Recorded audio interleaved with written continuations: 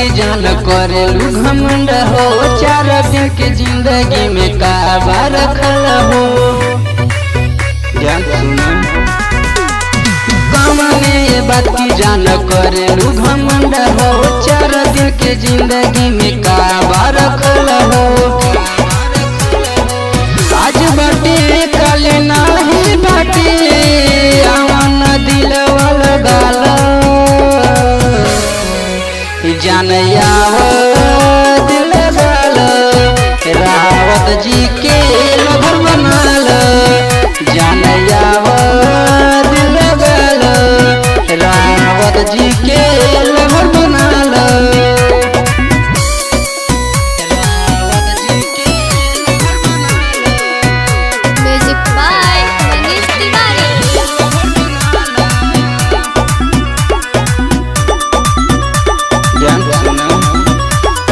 चढ़ली जवानी लेके घूमतारू छूटा कवन पकड़ी के डली दी खूटा। दिल पूरा वत से ते दिल वाला गई तू भरपूर मजा जान तो हम पैबू।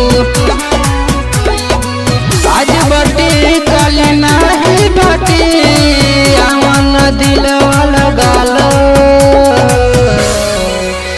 जान आव दिल गाल रावत जी